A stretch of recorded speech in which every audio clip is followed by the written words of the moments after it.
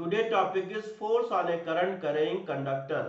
जब कोई charge particle charge Q uniform magnetic field B में थीटा एंगल पर v वेलोसिटी से मोशन करता है तो फोर्स एक्सपीरियंस करता है F equal to Q V V sine theta. जब कोई कंडक्टिंग वायर उसमें करंट फ्लो रही होती है, उसका लेंथ L है, यूनिफॉर्म मैग्नेटिक फील्ड में फील्ड से थीटा एंगल पर होता है तो वो फोर्स एक्सपीरियंस करता है I L B sine theta. ये uniform magnetic field inward magnetic field है। इसमें कोई वायर, इसमें करंट फ्लो रही है, डाउनवर्ड डायरेक्शन में इलेक्ट्रॉन फ्लो हो रहा है, इसका लेंथ L है, A cross sectional area, N number of electrons per unit volume. Number of electrons कितने हो जाएंगे इसमें, इसका volume A cross sectional area, L length है तो इसका वॉल्यूम हो जाएगा AL number of electrons equal to number of electrons per unit volume N into AL हो जाएगा। तो force on single electron equal to F equal to EVD B sine theta. Total force on this wire, ये number of electrons हो जाएगा NAL और EVD B sine theta. F equal to BIL sine theta हो जाएगा। I equal to NEAVD।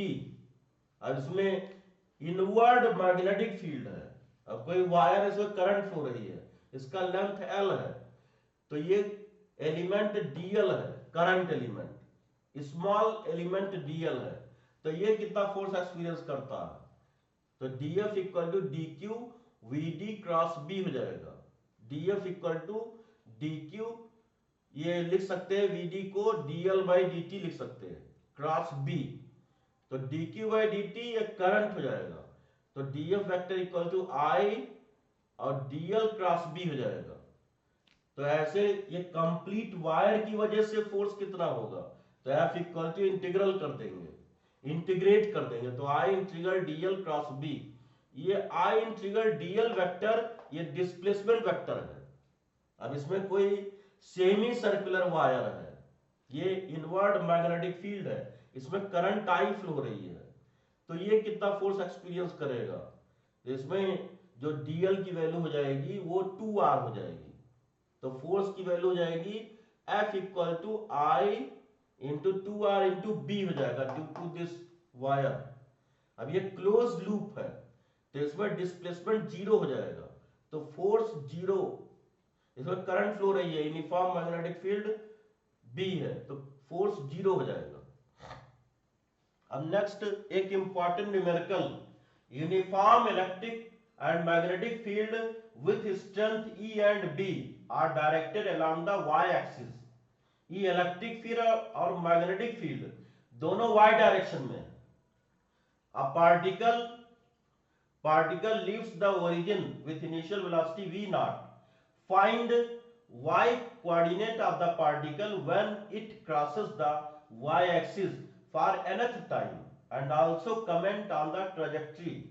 तो इसमें y direction में electric field और मैग्नेटिक फील्ड दोनों है और x एक्सिस के अलॉन्ग v नॉट वेलोसिटी से चार्ज मोशन कर रहा है तो इसमें magnetic field in y velocity v naught in x direction तो फोर्स अलोंग z डायरेक्शन तो ये जाएगा v vector perpendicular to v vector.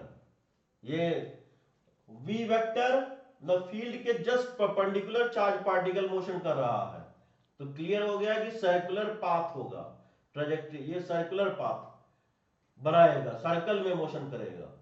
अब next b vector parallel to v naught vector and QE in y axis which would take the particle plus y straight line।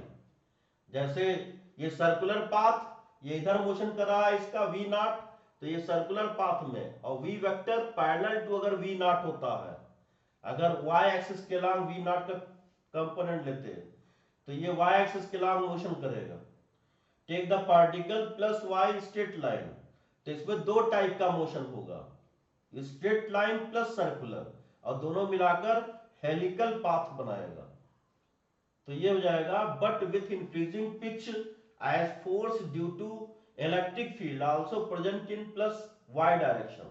लेकिन ये जो helical path होगा इसमें Y direction में ये velocity increase होगा। Reason है कि इलेक्ट्रिक फील्ड चार्ज पार्टिकल के वेलोसिटी को इंक्रीज करता है, तो ये हेलिकल पाथ में वेलोसिटी इंक्रीज होगा। Helical path with increasing pitch, pitch increase होगा इसमें। तो इसमें s equal to ut plus half at square y direction में ये फॉर्मूला, तो y इक्वल टू यूटी, ये इनिशियल जीरो है, प्लस हाफ, और ये एक्सेलरेशन है q by m, nth time है तो एन टी स्क्वायर हो जाएगा, n 2 pi m by q का होल स्क्वायर, जिसमें e बाई बी बाहर हो जाएगा, n square 2 pi square m by q, ये आंसर हो जाएगा। Thank you.